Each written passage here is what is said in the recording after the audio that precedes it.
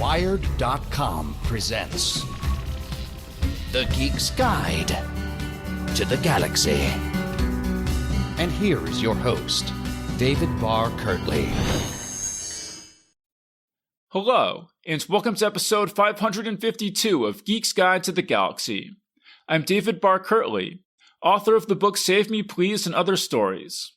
Publishers Weekly says, visceral settings and robust characters will have readers marveling at how much Kirtley is able to fit into a limited page count. For SFF fans with no time to sink into a doorstopper, these concentrated doses of genre goodness will hit the spot. And Kirkus Reviews writes, Kirtley employs sharp, concise prose that complements his puckish sense of humor. The author's passionate voice breathes life into this wonderful array of tales. So again, the book is called Save Me Please and Other Stories, and it's available now on Amazon.com.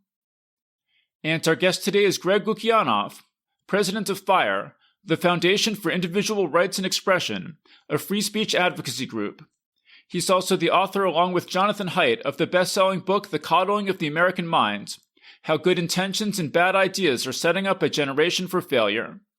And in this interview, we'll be exploring his love of superhero comics and discussing his new book, The Canceling of the American Mind, Cancel Culture Undermines Trust and Threatens Us All, But There Is a Solution, which he wrote with Ricky Schlott.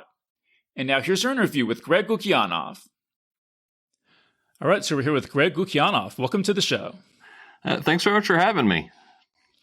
Okay, so on Twitter you said, I spent the early years of my life wondering, why the hell aren't people more blown away by the existence of narwhals?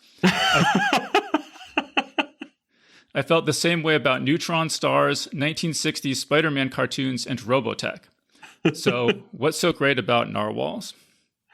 What's not great about narwhals? I've been making narwhal jokes for years, and then it suddenly seemed like 2017 was the year that finally people were appreciating, like, there are unicorn whales? I'm like, yes, I've been screaming this at the top of my lungs since the 70s. See, now I am not an expert on narwhals, but that's where the unicorn legends came from, right? Because people would find the narwhal horns that had sort of sloughed off, and they just made up the story about horses with horns. No one really knows. You know, it could be that, but they definitely, when you look at the way the narwhal tusk is shaped, it does look a lot like a unicorn horn. So that could be where it comes from. But, you know, history is weird. It could be something much dumber than that. Are there any other amazing narwhal facts that you came across in your deep dive into narwhals? That they're actually teeth. That essentially they like they grow out of their jaws, and I actually got to see a narwhal that had a double, like two horns coming out of the top of it, which was so cool. There was a whole exhibit on narwhals at one of the Smithsonian's. I live walking distance from the Smithsonian's. I have a 5 and a 7-year-old, so you know DC is my playground. Yeah. So, but you felt as a kid that people didn't really appreciate your love of narwhals? Didn't share it. I was excited about a lot of stuff other people weren't excited about. You know, like I feel like squirrels are under-celebrated, and as far as animals that I still get excited about. I mean, elephants are amazing. You know they can circulate. I think they can circulate something like all of the blood in their massive bodies through their ears in 20 minutes, and that's one of the ways they cool their blood off. It is by doing that they can produce subsonic sounds that can be heard over the course of miles. Like they're just incredibly neat animals. Yeah, that's really cool. And so then, how about Spider-Man and Robotech? Did you? People didn't share your love for those things, or did you? I used to have to get up at 5 a.m. To watch the old Spider-Mans from the 1960s, which even though they were hokey and the art wasn't great, I still love them because they were all the old Steve Ditko, inspired stories. Although actually, as far as like something that happened, I run a nonprofit. And I was looking at all the people who donate to my nonprofit, and at one point, from my office, the entire office could hear me yelling, "Steve Ditko," because nobody else knew who he was, and I'm like, "Steve Ditko donates to us." I was absolutely totally blown. Like it was like one of my lifetime achievements. And Robotech. Okay, so Robotech was impossible to find on TV as a kid. I don't know where they were hiding it. I have never completed the whole series. I should do it as an adult, and I was just always like desperately searching for Robotech.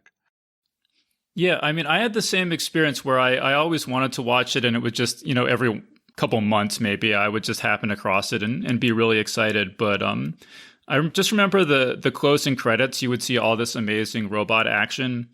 But then at least my impression as a kid was that there was not enough robot action. It was just all this boring character development.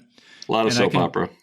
Yeah, and I can just remember there was a scene where there was like the main character walking in the rain and he was sad because his girlfriend had broken up with him or something like that. And I literally cried as a kid because I was so upset that there was not more robot action.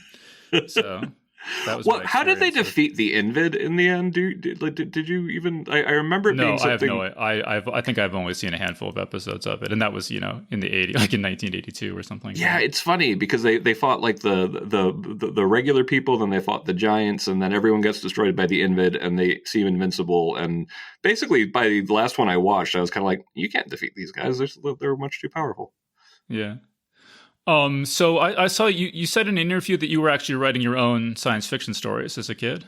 Oh yeah, absolutely. Ever since I was, I think a lot of what I did would now be called stimming. I would, go into the basement with a string and run around and make up stories, and sometimes I'd draw them down. And I've been doing that since I was, little. And now that I have a 7-year-old of my own who does similar things, it's nice because when people look at kids stimming, like a lot of times they feel bad for them. And I'm like, no, guys, that's one of my happiest memories as a kid is running around the basement making up comic book stories. And I think about these all the time, man. Like I'm always writing science fiction in my head, and I probably always will be.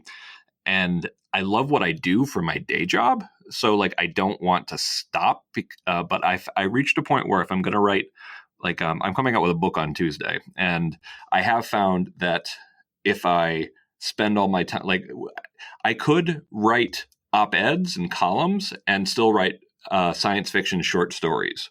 But what I couldn't do was write a book and do any other serious kind of writing. But I do really miss it. I mean, in my most recent post on Substack, I even will work in, I'll scratch my little creative writing itch. And I'm trying to make the point about how, and I forgive the expression, but how cancel culture actually undermines people's faith in experts. And I give the scenario of an imaginary anachronistically modern university in 1633, and they're just about to have a debate about heliocentrism. And someone shows up and says, I'm sorry, Mr. Galileo cannot make it today. He's been under house arrest because he's been found guilty of heresy by the Vatican. But we now sent, here are our approved Vatican speakers who will argue the case. And then just being kind of like, I can't trust you to be objective about this. Like, how many of these speakers the Vatican sent? How many of you actually believe that the Earth, the sun goes around the Earth? And all of them raise their hands, and they're like, but they of course all claim, but I came to this objectively. It's like no, the last guy got arrested for having the other position. Well, that's funny because your new book, The Canceling of the American Minds, it actually starts with a little bit of a fictional sort of utopian society kind of prologue thing. So. I can't help but have a little allegory. It's my own stupid devices, but I love it. Yeah. Did you ever submit it? Did you ever submit any short stories to any magazines or contests? Oh yeah, I actually got a few published. Some of my best ones are still out there under pseudonym. I wrote my friend was a character called Bree Feingold Africa. She was a sort of a self-absorbed a folk singer, and I was the librettist for the musical about her. I used to write fiction quite a bit actually, and it is true. I do miss it. And like the big epic that I think about all the time now is something that I would like to write before I die. Like a epic fantasy series kind of thing. Yeah, but basically the idea is that there's been basically it's religious immigrants are coming to this place that they just think is a space station, where they can, be free and express themselves, but also because they're being driven off their planet because the life there has gotten out of control. Like trees are growing through the bottom of their houses, and there's a backstory on that. But when they show up, what they find is this 1,000-year-old massive thing that has just been built by this policy that anybody who comes to this place, they have to fuse their ships together in order to, they have to stay. Basically, you have to commit to being in this giant, and over 1,000 years, it's absolutely massive. And of course, when you have ships sealed together, you actually can create, gigantic pieces of self-contained, land and even forests and that kind of stuff. And the reason why I have so much fun thinking about it is because it's the idea of wave after wave after wave of immigration and making it a lot like the modern world, but even more cacophonous, even more, even stranger, because people can literally seal themselves off from each other or interact. I would really like to write that. And I got really into the religion that they had. I called them Twelfers, that essentially they all believe in different trinities all throughout history. So just as a joke, did you know that Pythagoras hated beans? Yeah, because he thought they had souls, right? And is that what it was? Yeah, when people fart, because people would eat beans and then they would fart, and he thought that the souls of the beans were like escaping from your bodies. Wow. From their bodies. So yeah, I work in different kinds of trinities of people living or who are alive, and Pythagoras being one of them. I have a vague memory that didn't he was, when he died, he was being chased and he refused to walk to cross through a bean field because he didn't want to crush the beans, and that's how he died. Oh my god! I didn't know that. You might want to check that, but I seem to remember reading that somewhere. Yeah, no, it's fun to think about all this stuff, and I think in some cases, as I'm sure you've had this experience too, those little thought experiments, you do in your head, it can kind of sharpen your thinking on actual things in the real world. Yeah, for sure. Well, and that sounds really cool. Your thing. I mean, I hope you write it someday, and then maybe we can have you back on as a novelist for a return appearance. I got a while to do that. A lot of what I would write would be kind of like science influence kind of satire and comedy, and it was definitely a nice outlet. Okay, so I listened to an appearance that you did on the Advisory Opinions podcast with David French. Oh, sure, yeah, he's an old friend. Yeah, and you said, I got particularly angry about the bad trolley problem example in one episode of Voyager that I thought was actually an immoral decision where Captain Janeway put 120 innocent people in her crew in danger to save the life of one super Hitler. It's outrageous. They basically made an apology episode for it on Enterprise. Yeah. So could you tell us about that? Yeah, it's one that I looked at the script again, and it wasn't exactly like I remember it, but it was basically, the plot was that they do you remember the species that they found in Voyager? It was the one that could destroy the Borg. It was like an organic version of the Borg where it would invade you with its cells and transform you into it, but it was also like when you could read its brain, all it was thinking was kill, kill, kill, kill, kill, kill, kill. And it would invade your body. And it was kind of like both a Borg and a disease that could kill you. And all it wanted to do was kill. And it was like literally contagious. And they found a wounded one of these on Voyager. And they're like, we have to send it home. We have to rehabilitate it and send it back to its own dimension. And people in the quadrant were like, are you kidding me? We're coming to destroy your ship. That's insane. Like, get that thing, get rid of that thing. And I was just like, no, this is something that sounds noble until you think about it. You're risking the lives of your entire crew to save something that just murders, that had actually murdered in a previous episode. Like the species had murdered billions of people. All it thinks is kill, kill, kill. Like it's not. This is actually not a moral decision. And then there was an episode on Enterprise in which Archer was risking the life of the crew in order to save these eggs from one of the insectoid Zindi, and it didn't make sense. They were kind of like, why are we taking all these risks to protect these eggs? Like these are enemy creatures. Like essentially, they're trying to kill us. So basically, the Zindi are the people who came and tried to destroy the Earth with a mini malfunctioning Death Star. And he's acting really weird. And what it turns out has happened is that the egg actually sprayed him in the face with something that made him bond with so basically his brain was being taken over. And so they were able to cure him, and he took the crew out of danger, for protecting the eggs. I think they still figure out a way to respect the eggs, but not in something that places the crew in danger. And I'm like, that episode is an apology for the saving of Super Hitler by Captain Janeway. Have you ever talked to anyone who shared your feelings about these episodes? Yeah, I've talked to David French about them. David French and I became friends partially over gabbing about Star Trek, early on in our friendship. And I have to confess, I'm a bad nerd this way.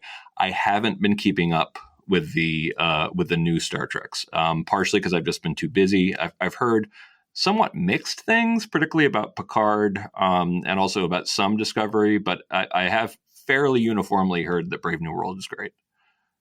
Yeah, I honestly, I'm way behind on Star Trek at this point. There's just, I mean, it's cool that they're putting out so much content, but it's just more than I've been able to keep up with. So I've been trying to keep up with my first love is comic books. So I've been trying to keep up with the Marvel stuff, and it has been a little disappointing lately. I'm watching Secret Invasion, and they make, which is about the Skrull takeover of the Earth, and they spend. They just make so many dumb decisions in it that it's hard to take the characters all that seriously. Like when they're like, I'm leaving to kill the president. You can stop me now, but you won't make it out. And it's like, what just happened? Like Nick Fury's just gonna walk away while the Skrull goes to kill the president. Like that doesn't make any sense. And there's lots of dumb things in it like that. So I liked Moon Knight. I actually kind of like She-Hulk. And partially as a John Byrne fan, I actually, some of the shtick in it was, classic Byrne. I saw you wrote a defense of John Byrne on your blog at one point. I wrote a defense of John Byrne because there's a little bit of poo-pooing him for offensive things that he said over the years, and there's certainly, I'm a First Amendment lawyer, so it's kind of like, cut people, don't stop consuming art because some artists can sometimes be assholes. Like you're only hurting yourself. But also, particularly since I started this project where I just decided that every night before I go to bed, I would try to read every panel of one of the great series. The first one I did, by the way, was The Incredible Hulk, partially because I was under the impression that the Hulk always kind of sucked. And I wanted to kind of prove that in a court of law. That the Hulk always kind of sucked. And I discovered I was wrong. And it was just that when I was a kid, it was a period. And of course, like, it's kind of funny. You say that the Hulk always sucked. But I'm well aware of the fact that once David, what was his last name, took over the writing of the Hulk. Actually, for that matter, Byrne took it over, and then Todd McFarlane for a little bit. And then David Pierre took over the writing of the Hulk, and it was really great for years and years after that. But I'd always thought that before a certain period, it'd always been terrible. And it turned out from reading the whole thing, it was just the issues when I was a kid that really it was an unfortunate period. Timing. Yeah, it was bad timing for the Hulk. So I did the entire Hulk, and I'm glad I did. It got really interesting in all sorts of parts. Really weird, too. They do big, strange allegories, including one that was entirely an episode that was Moby Dick. Like they had the Hulk become a mariner in a space ship that was going after a white whale energy creature. Very strange stuff. Then I did all of the Fantastic Four, and boy, was that great until the end. Jack Kirby and Stan Lee. There's like a 15 issue period where they introduce like Wakanda, they introduce Galactus, they introduce the Inhumans. Like, it was just such a wellspring of creativity. And then it gets not so great after Kirby leaves for quite some time. And I'd honestly say that it wasn't really great again until John Byrne started again. And I think that people got a little tired of him because he was everywhere, and he was kind of probably the biggest artist of the 90s. And really, like, there were sexier and more prestigious ones, but in terms of like the people that like the person that you assumed you wanted to reboot Superman, do Man of Steel, and reboot the Justice League, it had to be John Byrne. And reading it again, particularly having spent a lot of time with other authors, I'm like, dude, he deserves more credit. Like, he is the heir to Kirby. Like, he brings the creativity. And here's what I love. And it doesn't hurt that I'm a constitutional lawyer that I especially appreciate this. But he does his homework. Like, he reads the old issues, he understands them, he gets annoyed with scientific things that don't make sense, he explains them in later ones, just like a good nerd should. It was just it was a better level of sophistication than I appreciated even as a big John Byrne fan as a kid. That's really cool. I mean, I wanted to ask you, so there's this whole thing in comics with Frederick Wortham and the seduction of the innocent, Yes. this whole moral panic.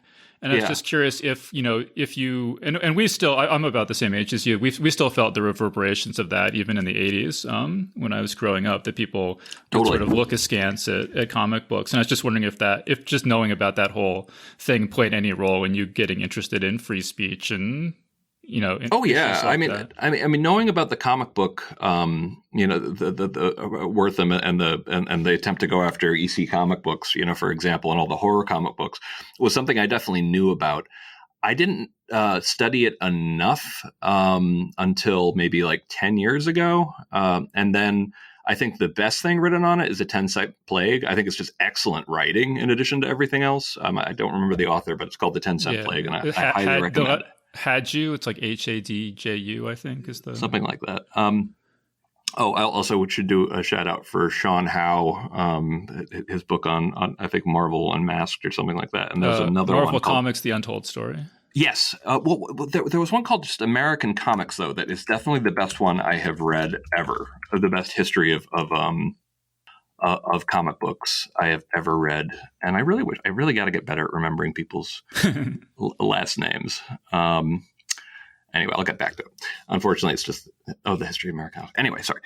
So one thing that I will say, though, with my First Amendment hat on, is that I'm glad the first major free speech lawsuit related to the rights of kids wasn't about EC comic books, because I can imagine the court going against it. Because in the early 1950s, you actually have a little bit of retrenching on the side of the Supreme Court, and they actually go from being very permissive, and going in a good direction on free speech to being, and I always make this point, kind of freaked out, by the situation in the world, and they get more conservative between like 48 and 55 in a lot of ways. And so I think that if there'd been a decision right then, it might have actually not been great for freedom of speech. So in some ways, sure, comic books got less interesting and kind of more boring for a while, but it would be better that than having a bad law come out that would have messed everything up. And I will say some of the sci-fi stuff, and I really love that Marvel Unlimited lets you read all the old stuff, because it's so fascinating, like how messed up the original story of the Human Torch is, or the fact that they electrocuted Submariner in like issue 7 because he was like, he does this thing where he did like, he attacks New York and he destroys a bunch of things, but then he puts on a costume and he's like, I'm going to make it up to New York. I'm now a superhero. And he tries to, it's like a very Superman-y looking costume, but then there's like a twist at the end where they do this thing that's very Marvel. It's like, we didn't forget about that attacking New York thing. You're still in trouble, and we're going to give you the electric chair. Oh my god! Yeah, no, it's crazy, and like it's an image of him in the electric chair. They really strap him in. They shock him the whole thing. Of course, they should have considered the fact that someone who's superhumanly strong might not actually be killed by the electric chair. But yeah, it was wonderfully messed up. Wow. So it's interesting. Just as I was doing research just now, I actually came across this thing from 2011 where there was a professor who was got in trouble with his college for having a Firefly poster. Oh my God, that's one of my all-time favorite cases. That is such a great case. Thank you so much for finding that one. Yeah, this was University of Wisconsin. Is it University of Wisconsin La Crosse? Was it? No, or was it Eau Claire? It was one of the University of Wisconsin schools, and he was a drama professor, and he put up a sign from Firefly, and it's Mal. Look at the camera, and my fellow geeks are going to kill me for butchering this, but it's him saying to the doctor in the pilot episode, which wasn't actually the first one they showed, but in the pilot, saying like the doctor asks like, "How do I know you're not going to kill me in my sleep?" And he says, "Listen, son, if I ever kill you, I'll be facing you and I'll be armed." Like basically, kind of like you'll be armed. And you'll be armed, right? Sorry, and you'll be armed. That's better. Basically saying that I'm not going to ambush you. I fight fair, and it's a badass way to say I fight fair. Like it's totally tough and cool. And he puts this on his drama on the door with a picture of Mal, and this gets interpreted as a threat at University of Wisconsin, and they take it down. And the professor contacts them. It's like, what happened? And they're like, they initially express concern for him. It's like someone put a threat on your door. It's like, no, it's actually an opposite of a threat. It's someone saying that they won't kill you in your sleep. They won't kill you when you can't defend yourself. And they're like, oh, but it mentions shooting. And like, okay, this is crazy. So he puts up a sign after that saying, warning fascism. Fascism can be bad for your health. It's a little graphic with someone being hit on the head by a fascist with a baton. And they claim, and this is the kind of BS that I see on campuses all the time, they claim that this was even worse because it was pro-fascism. And it's like, no, he's calling you fascists, and you're figuring out a way to get him for that. And we were fighting this school, and this is a school bound by the First Amendment. This is not a hard case. Like, this is the kind of case I would love to go into court with, because it's just like, give me a break. We're going to mop the floor with you. But the thing that really broke the case, but at first, University of Wisconsin wasn't willing to do anything about it. They were just trying to ignore us. And one of the things that really helped was Neil Gaiman knew the professor, and he did a little, he started tweeting, defending the professor and how obviously this was a joke. And he did a little video for us, which is still one of my all-time career highlights. Yeah, and you're in the video, in a Firefly t-shirt and stuff. Yeah, absolutely. I took some criticism from a donor for, I think, looking like a hippie, and I'm like, just being authentic, man. Yeah. Well, and then there was in 2014, there was a similar thing with a Game of Thrones t-shirt. Oh yeah, that's a classic. So yeah, this is a picture. This was it Suffolk Community College? It was a college I think in New Jersey. And it was a professor had a picture of his daughter kind of like doing a yoga pose in a Game of Thrones t-shirt. And it's the one that says, I come with blood and fire or something like that. Khaleesi talking about her dragons. And they claimed that was a threat to the entire community. It was one of the most hysterical overreactions I've seen in my career. And that's saying quite a bit. And what's funny, the funniest part of this is actually, this was on Google, like the short-lived like Google Facebook thing that didn't work. And partially because people didn't understand the fact it would actually send messages to people. Like an official at this university thought that it had been sent to them. But still, you think you're being emailed a picture of someone's daughter doing yoga in a Game of Thrones t-shirt. And they likened the mention of fire to the fire of AK-47s. They sentenced him to mandatory psychological counseling for posting it. It was just an absolutely insane case. But then again, I mean, I've done this for 22 years. And you would think that I wouldn't be surprised by how dumb the kind of things that can get you in trouble on a campus are. But I'd say every couple of weeks there's a new one where I'm like, oh wow, I didn't see that one coming. Yeah. Well, I guess that brings us to your new book. So let's get into that. So again, it's called The Canceling of the American Mind. So do you want to just say a little bit about what it's about and how you came to write it? Sure. I mean, it's the sort of a follow-up to Coddling of the American Mind. And that one comes from my own history of depression and anxiety. While I was treating that, I learned cognitive behavioral therapy. And I noticed around 2014 that it seemed as if administrators were engaging in behavior that seemed to model cognitive distortion. And cognitive distortions are exaggerated thoughts that you have in your head that can make you anxious or depressed. So catastrophizing, is a famous one. Overgeneralizing, emotional reasoning, believing that everything you feel has to be answered in some way, that essentially it's all very, very meaningful. And I saw this move to get people deplatformed really start in 2014. And my first thought about it was this is going to be a threat to academic freedom and free speech. But also the way this is being framed, this is also going to be a disaster for mental health, because a lot of this is telling students that they are that they're not resilient, that they can't actually handle words, that they'll be permanently damaged and they'll be easily permanently damaged. And I'm like, this is a messed up thing to tell young people, because this will become a self-fulfilling prophecy. So in 2014, I started writing about this. I talked to my friend Jonathan Haidt, who's a social psychologist, and we wrote an article and later a book called Coddling in the American Mind. By the way, a title I hate. But making the point, and for those of you who haven't read it, here's the thing. It's not about did you not pick did the publisher pick the title, or the publisher picked the title? Okay. I signed the contract under disempowered. I sent the article to the Atlantic as arguing towards misery. Neither is sexy. Probably better titles from a marketing standpoint, but I fought them tooth and nail each time, and I lost. Each time. But the point of the book, is not kids are spoiled. It's stop teaching young people the mental habits of anxious and depressed people. And so Haidt and I thought we might see a tiny little downturn in young people's, a scholarly 3% downturn in kids' mental health. And unfortunately, what we saw was complete plummeting, doubling the number of suicides, I think, from 2008 to 2017, really awful stuff.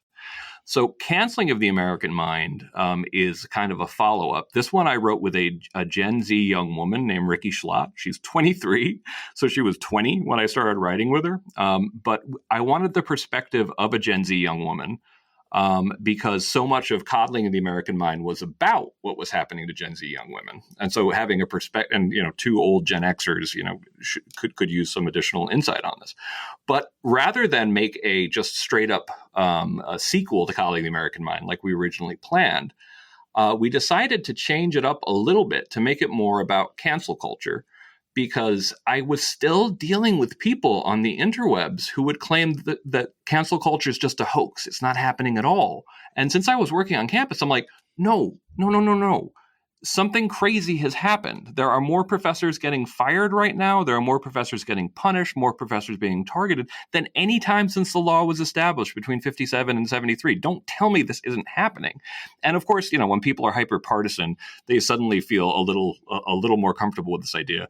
When you point out that when I talk about the over 1,000 examples of professors being targeted, with about 2/3 of them being punished in some way, and about 200 of them being fired, including something like 40 tenured professors, which is insane. Like when I started my career, one tenured professor losing their job for their speech was unheard of, or at least very, very rare.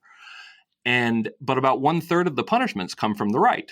And it's kind of funny, like when I point out that we take on right and left, and suddenly, like when you mentioned our defense of like Nicole Hannah-Jones, for example, at UNC, and if I watch someone go from totally skeptical to suddenly being like, wow, I respect this issue now, I'm like, okay, I know your respect for us increased, but my respect for you is gone, because you should have cared even if it was someone you didn't like getting in trouble. Free speech just for people I like is not free speech.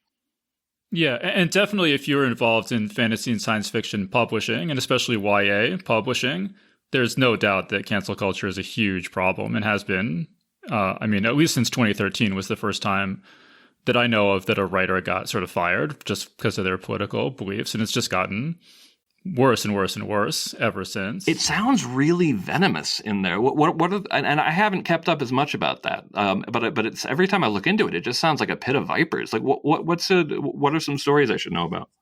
Oh, well, actually, I have a couple of articles I was going to recommend to people. So there's an article on Vulture called "The Toxic Drama on YA Twitter" by Kat Rosenfield. And then there's 2 articles on Reason. One is called "Transgender Writer Forced to Withdraw Trans-Themed Science Fiction Story" by Robbie Suave, and "Culture Warriors Invade Sci-Fi Fantasy" by Kathy Young. And I actually have interviewed Kat Rosenfield and Robbie Suave on this podcast. So if that's great. Interested in the details of those, there's more than you ever wanted to know. Check out those interviews. Yeah, Kat's great. Kat's always been a fan. I finally got to meet her in person at the gala. We did a gala this year we changed the foundation. We used to be the Foundation for Individual Rights and Education, and now we're the Foundation for Individual Rights and Expression because we've expanded beyond just campus. And we got Killer Mike to speak, give this amazing talk about freedom of speech at our gala. And that was the first time I ever got to meet Kat, which was nice. And she's really cool. Robbie, I've known Robbie since he was, he still looks like a kid. So I've known him since he was a kid, even though he's still a kid. But I mean, I'll just say that Kat Rosenfield essentially was blacklisted from YA publishing for just offering the most tepid pushback on another author being harassed online. And fortunately has been able to make a really successful career as a novelist in sort of adult crime fiction. But she had to get a new publisher, a new agent and everything. And it was... Oh, I didn't know that part of her story. Yeah. It's just so toxic to, the creative process. I mean, like there's nothing more tedious than sci-fi in which you've decided that one of your characters is unambiguously the hero. Like essentially, that's one of the reasons why everyone says this, but the classic example, of course, is Rey from the later Star Wars movies. And it's like someone who has problems is interesting. Someone who is flawed is interesting. Someone who doesn't, why would you even tune in? And it really is incredibly destructive to good art. Yeah, well, and to be a good writer, I mean, it involves taking risks, and in an atmosphere where you have to be afraid that your whole career and livelihood is just going to be taken away from you in an instant if you make the slightest wrong move. It's really hard to create good art in that kind of a atmosphere. And it's one of these things where for most of like the last 20 years, or I don't know if it's still most, but there was a period where I felt like American art consumption was reaching a higher level of moral sophistication. Like if you could watch a show about awful womanizer Don Draper with an alcoholic with very much the message, this is not a good person, but still watch it with interest to figure out how he got so damaged. If you could, watch a show like Breaking Bad and wonderfully find yourself trapped in realizing that you've been rooting for the villain all along and still find it compelling. I felt like we were moving in our art to a level of, Solzhenitsyn's idea that, the human heart, is filled with both good and evil. I'm going to butcher that as well. And suddenly it seemed like we got very quickly back to a situation of good versus evil. We call this the third great untruth in coddling the American mind, teaching people that life is just a battle between good people and evil people. And even in comic books, like the best villains are the ones that are morally complex. I mean, that's why everyone loves Magneto is such a compelling villain, because you're kind of like, oh, you're kind of right. Although, actually, no, one caveat, though. There is something nice about the Red Skull, because there's nothing good about him. Like there's something almost like it's like relaxing to be kind of like, oh, this guy's just evil. There's nothing good about him. He's not even like Thanos, who thinks he's saving the world from self-destruction. He's just an evil freaking Nazi. And so punch him in the face. So sometimes it's nice to take like a break from moral ambiguity and just, watch Steve Rogers punch Johann Schmidt in the face. Yeah, but I mean, you want a range of different types. You want some characters who are just pure evil, and some characters who are misguided, and some characters who are gray, and some characters who are, neutral good and so on. As a good nerd, I, of course, wrote my versions of the prequels in my head for long before the actual Star Wars prequels came out. And in my version, I thought what I was going to see was a version of someone understandably being slowly pulled towards the seduction of the dark side. I also expected the dark side to be intoxicating. I basically thought that what was being explained to me was something that Jedis had to keep. They had to keep their mind from going there, so to speak. They had to remain disciplined because there was great power on the dark side. It was just too hard to control and too hard to not be consumed in the baser passions. I thought of it a lot about like the Dark Phoenix saga, about how like the Phoenix Force, played into all of the all of Jean Grey's worser kind of intentions, kind of seduced her into being more evil. And instead, I got something where it just kind of seemed like one day Anakin decided he was bad. Yeah, you're no argument here. But I mean, like, my favorite living writer is George R. R. Martin. So I was really gratified to see that you have a quote from him in the book, Decrying Cancel Culture. Yes. But I really doubt, I mean, I really wonder if Game of Thrones would even be published today if it were, written, if it was a new book from a new writer. Like, I doubt it would be. Yeah.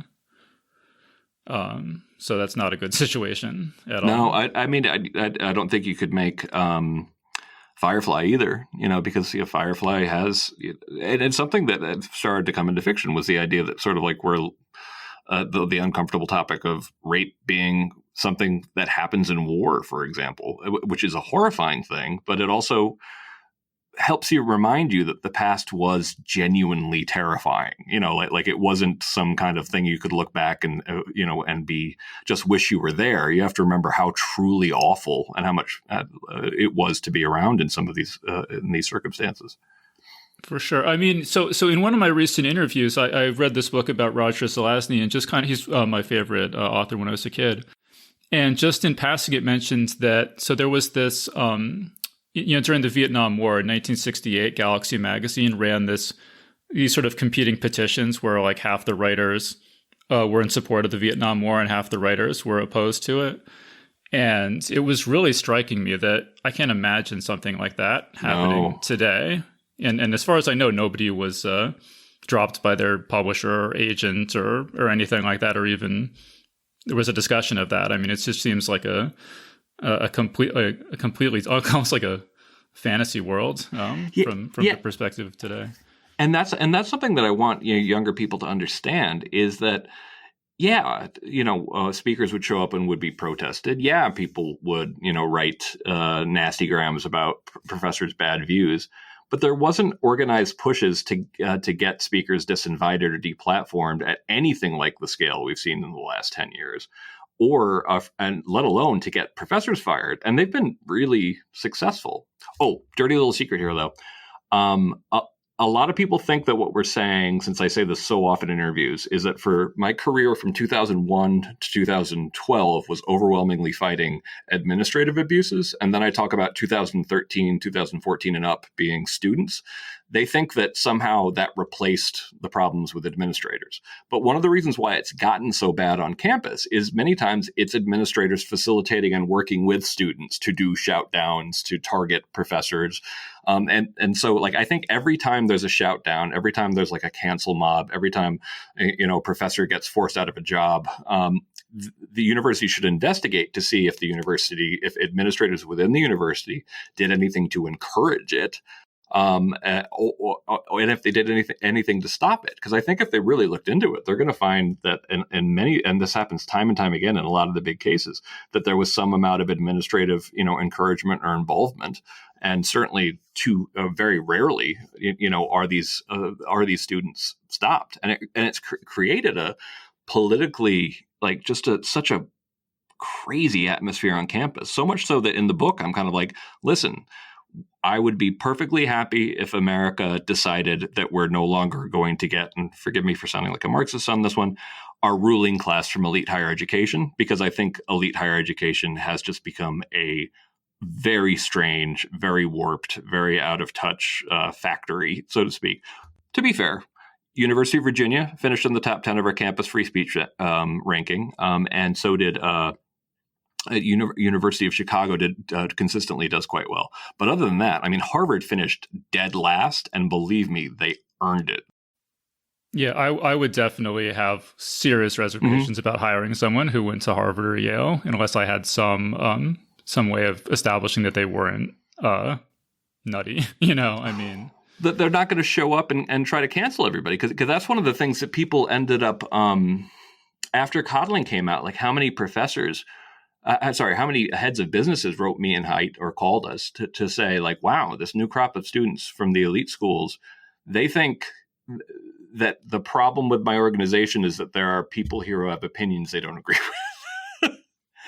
Yeah. And it's like, if you can't play nicely with others, you're going to, if you're basically saying that this institution has to have my morality or the highway. I actually wrote this as a somewhat scathing response to a Harvard Crimson reporter just like last week saying, guys, I know that the politics are different, but you're acting just like the superior elitist from the fancy school that has always existed. The person who always thinks that they're not just intellectually superior, they are morally superior to everybody else. And that essentially like they're there to show you the one true way.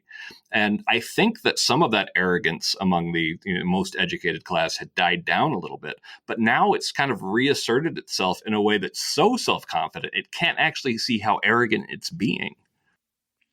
So what is the title of this book? The subtitle promises a solution to cancel culture. So what is the solution?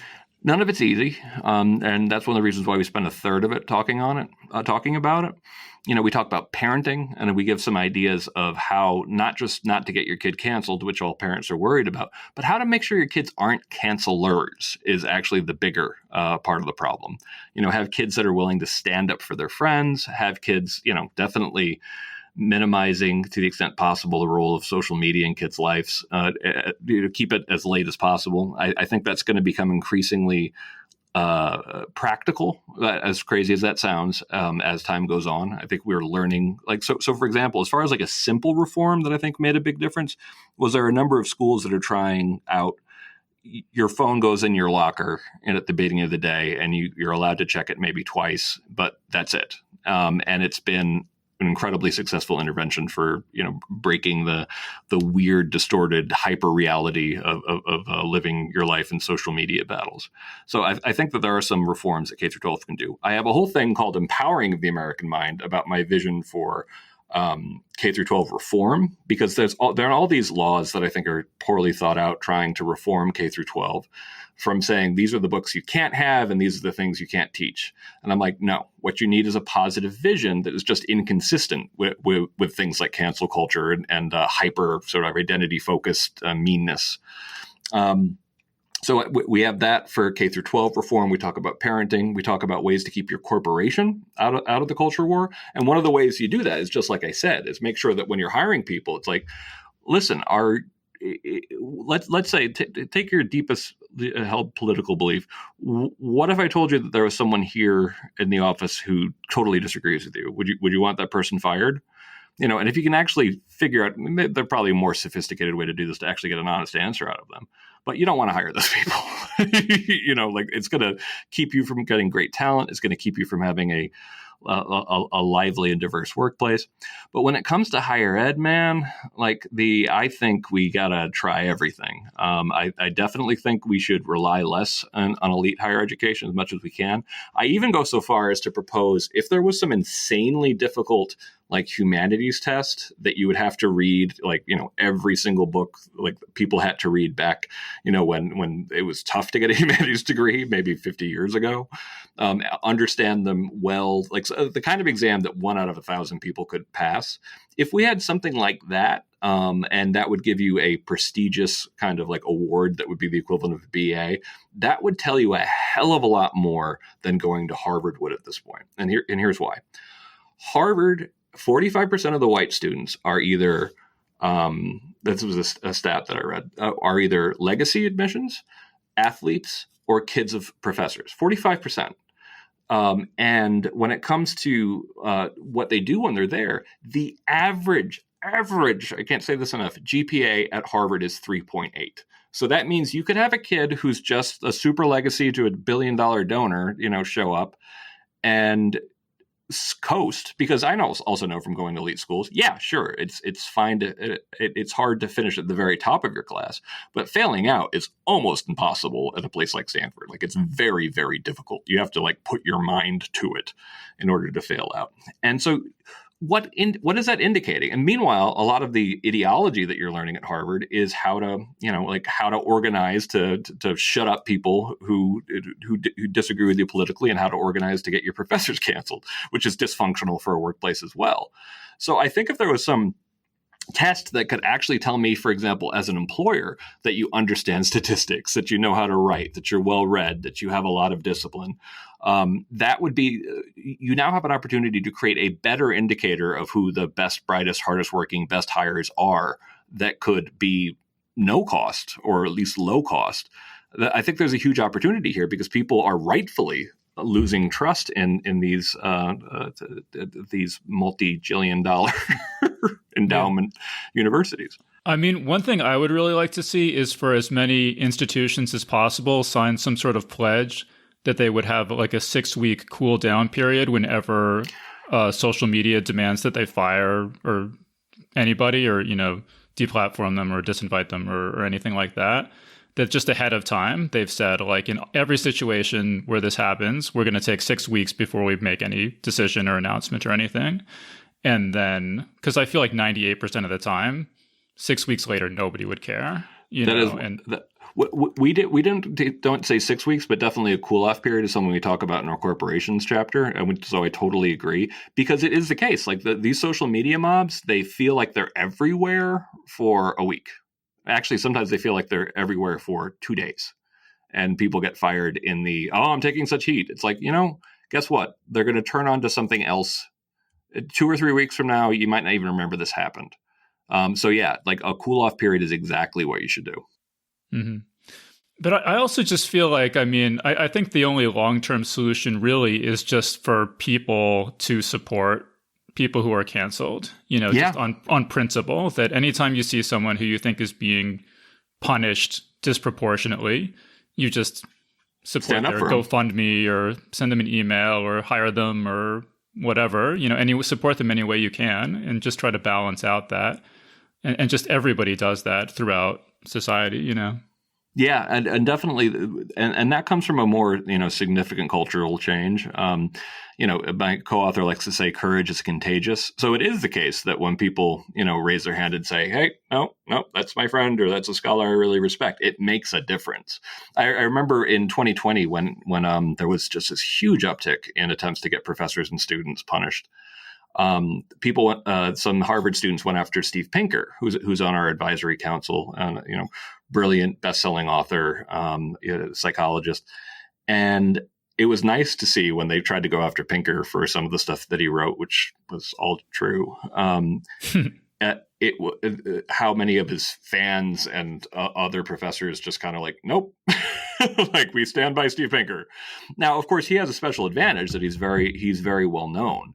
But it is a reminder, sometimes that, and actually, here's a pitch for my organization. But if you're a student or a faculty member, actually, for that matter, if you're, a regular citizen, and you find yourself facing a cancel mob, contact thefire.org, because we know all sorts of ways to actually deal with it, and we've been doing this such a long time. We know what cases will work if we just do a press release about it. We know which ones might require a lawsuit, for example. There's different tactical ways to fight each one of them, but it's always easier if people come out and show some guts and say they support you.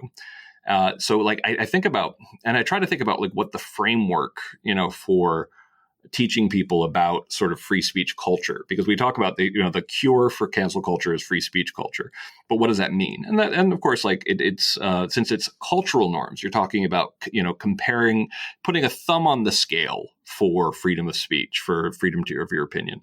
But we already have good idioms that kind of explain what free speech culture looks like, and they're ones that people don't say as much anymore, but should.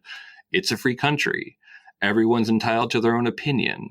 To each their own. For that matter, don't judge a book by its cover. All of these things, these were so common that they were almost jokes, but nonetheless, we all believed them. Everyone's entitled to their opinion was something that we'd say kind of like, as a cliche, but yeah, of course, everyone's entitled to their opinion. We don't seem to believe that anymore, or at least we're pretending that we don't.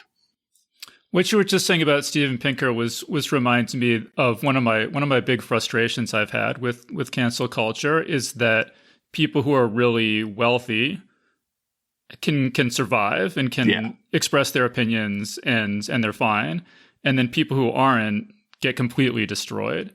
And I've just seen this so many times where, like the exact two authors will do the exact same thing or have the exact same attack on them or something. And the one who makes money for the publisher gets protected and the one who doesn't gets thrown to the wolves. Yeah. And it just seems like, especially from a left-wing perspective, creating a society in which only the wealthy have free speech and everyone else has to shut up should be the last thing a left-winger should want, it seems to me. Yeah, no, I definitely, as someone who still considers himself left of center and still votes Democrat, the watching my side of the political fence become more dominated by graduates of fancy schools who are almost, who are disproportionately wealthy has really distorted a lot of the thinking, I think. When I was in college in the 90s, I thought that the sort of working class element of the left was our sensible people, and that was more what was going to win over the time. And I thought that some of our goofier pro-speech codes, people who thought Stalin was okay type thinkers on campuses, were a sort of embarrassing little problem. And unfortunately, it seems like that on my side of the political fence, a lot of that has gone the exact opposite of a way that I think is healthy.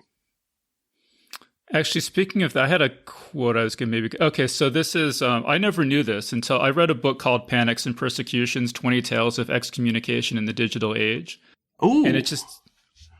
You know that book? I should read it.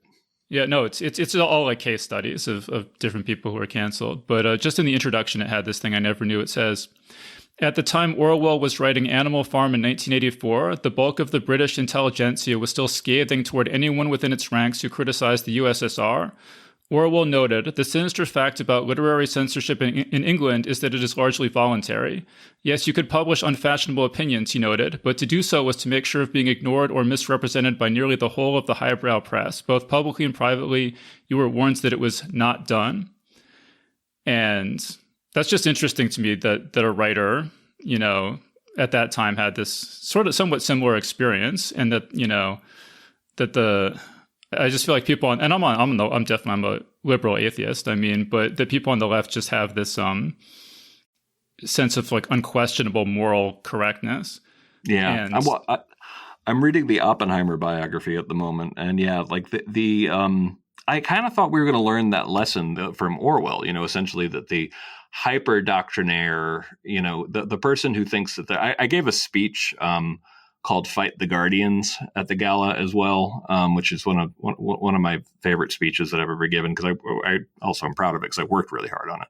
But it's basically saying that the type of personality that hears about Plato's theory of the forms or reads the Republic and thinks, wow, that sounds great. That essentially everybody else sees shadows on the wall, but the intellectual can be in touch with the real and the true and the final and the beautiful. And that a society run by those people would actually be a superior society. What Plato is actually saying is debated, but someone who sees that and actually says, that sounds awesome, those are dangerous people. And I make the point about like how often throughout history, like that person who thinks that I understand truth, you cannot, you have false consciousness, and therefore I should have disproportionate power. Those have historically been very dangerous people. And I look at some of the people that Orwell was complaining about during that period. And man, like, because my family, like we were serfs. We fled the Soviet Union.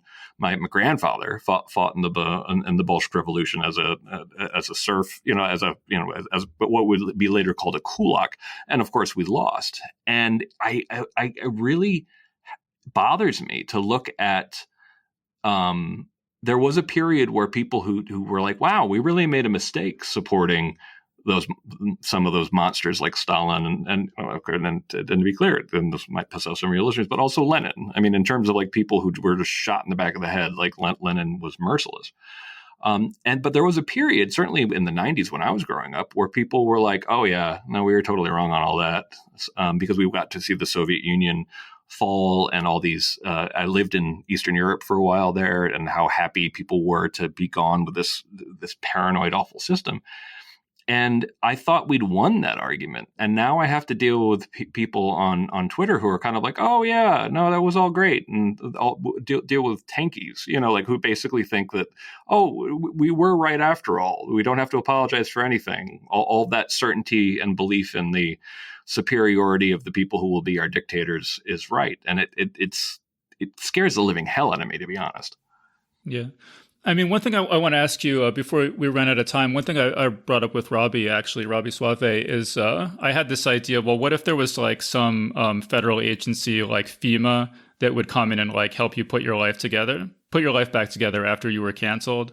Because being canceled is kind of like having a tornado destroy your house or something. You know, it's just this thing, it kind of comes out of nowhere and just obliterates your life. And the scale of the destruction is beyond the scope of what an ordinary person can absorb.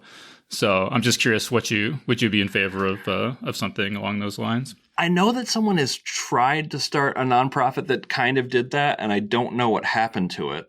On an informal level, my chief researcher during Coddling the American Mind, who's a psychologist and great thinker on her own, Pamela Paretsky, has become someone who sort of gathers together people who have been canceled, and I think there is actually, since so many people have been canceled at this point, it's actually kind of a big club. And getting to meet some of these people and realizing, like, we'll have your back, is something that can feel really restorative to people. So I think it is happening to a degree, not necessarily on a formal level, but on an informal level. I do think the community of the canceled can be quite welcoming to people who also feel, kicked out of society. I mean, there's an awful lot of us at this point. Yeah, and I've actually seen some encouraging signs recently. I mean, just in the last month or so, PEN America put out this report. It's called Booklash: Literary Freedom, Online Outrage, and the Language of Harm.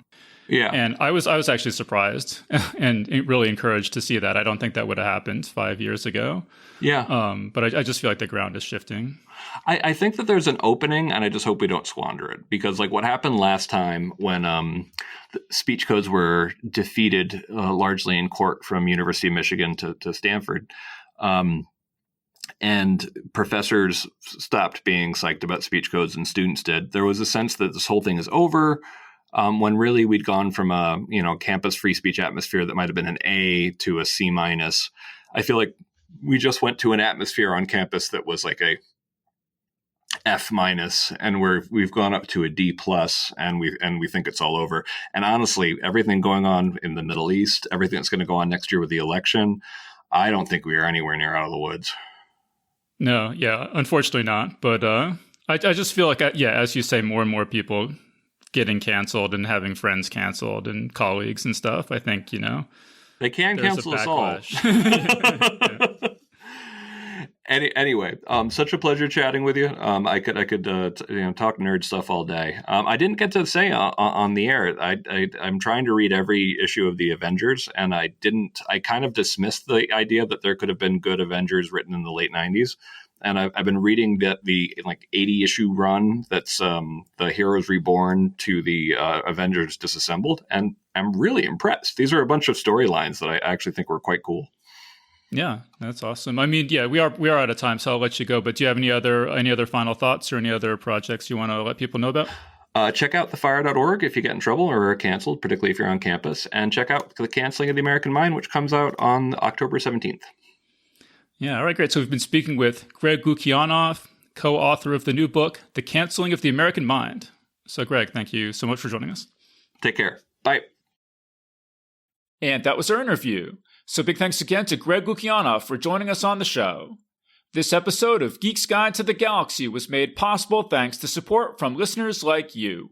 So if you enjoy the show and want it to continue, please support us on Patreon over at patreon.com/geeks or via PayPal over at geeksguideshow.com/crowdfunding. All right, so that was our show.